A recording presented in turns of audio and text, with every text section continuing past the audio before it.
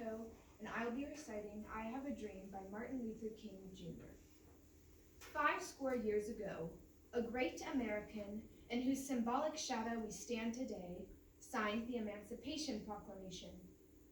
This momentous decree came as a great beacon light of hope to millions of Negro slaves who had been seared in the flames of withering injustice. It came as a joyous daybreak to end the long night of their captivity. But 100 years later, the Negro still is not free. 100 years later, the life of a Negro is still sadly crippled by the manacles of segregation and the chains of discrimination. 100 years later, the Negro is still languished in the corners of American society and finds himself in exile in his own land. And so we have come here today to dramatize a shameful condition. In a sense, we have come to our nation's capital to cash a check. When the architects of our republic wrote the magnificent words of the Constitution and the Declaration of Independence, they were signing a promissory note to which every American was to fall heir. This note was a promise that all men, yes, black men as well as white men, would be guaranteed the unalienable rights of life, liberty, and the pursuit of happiness. It is obvious today that America has defaulted on this promissory note insofar as her citizens of color are concerned. Instead of honoring this sacred obligation, America has given the Negro people a bad check. A check which has come back marked insufficient funds. But we refuse to believe that the Bank of Justice is bankrupt. We refuse to believe that there are insufficient funds in the great vaults of opportunity of this nation. And so we have come to cash this check, a check that will give us upon demand the riches of freedom and the security of justice. We have also come to this hallowed spot to remind America of the fierce urgency of now. Now is the time to make real the promises of democracy. Now is the time to rise from the dark and desolate valley of segregation to the sunlit path of racial justice. Now is the time to make justice a reality for all of God's children. But there's something that I must say to my people who stand on the warm threshold which leads into the palace of justice. In the process of gaining our rightful place, we must not be guilty of wrongful deeds. We must forever conduct our struggle on the high plane of dignity and discipline. We must not allow our creative protest to degenerate into physical violence. Again and again, we must rise to the majestic heights of meeting physical force with soul force. The marvelous new militancy which has engulfed the Negro community must not lead us to a distrust of all white people.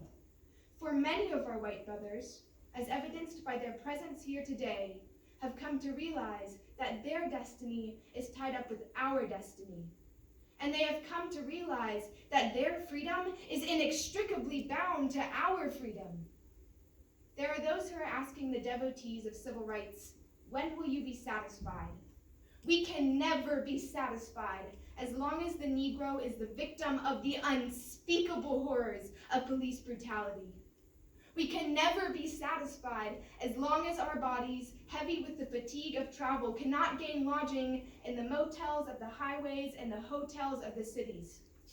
We cannot be satisfied as long as the Negro's basic mobility is from a smaller ghetto to a larger one. We can never be satisfied as long as our children are stripped of their selfhood and robbed of their dignity by signs stating for whites only. We cannot be satisfied as long as the Negro in Mississippi cannot vote and the Negro in New York believes he has nothing for which to vote. No, we are not satisfied, and we will not be satisfied until justice rolls down like waters and righteousness like a mighty stream. You have been the veterans of creative suffering. Continue to work with the faith that unearned suffering is redemptive. Even though we face the difficulties of today and tomorrow, I still have a dream. It is a dream deeply rooted in the American dream. have a dream that one day this nation will rise up and live out the true meaning of its creed. We hold these truths to be self-evident, that all men are created equal. I have a dream that one day on the red hills of Georgia, the sons of former slaves and the sons of former slave owners will be able to sit down together at the table of brotherhood. I have a dream that my 4 little children will one day be able to live in a nation where they will not be judged by the color of their skin, but by the content of their character. I have a dream today. This is our hope, and this is the faith that I go back to the South with.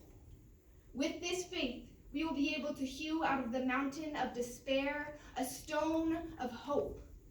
With this faith, we will be able to transform the jangling discords of our nation into a beautiful symphony of brotherhood. With this faith, we will be able to work together, to pray together, to struggle together, to go to jail together, to stand up for freedom together, knowing that we will be free one day. And if America is to be a great nation, this must become true. And so let freedom ring from the prodigious hilltops of New Hampshire. Let freedom ring from the mighty mountains of New York. Let freedom ring from the heightening Alleghenies of Pennsylvania. Let freedom ring from the snow-capped Rockies of Colorado. Let freedom ring from the curvaceous slopes of California. But not only that, let freedom ring from Stone Mountain of Georgia. Let freedom ring from Lookout Mountain of Tennessee. Let freedom ring from every hill and molehill of Mississippi. From every mountainside, let freedom ring.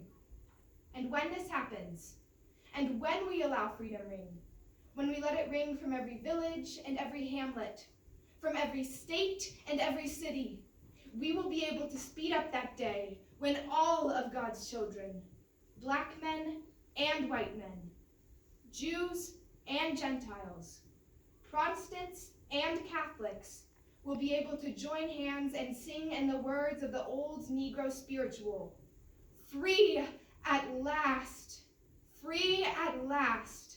Thank God Almighty, we are free at last."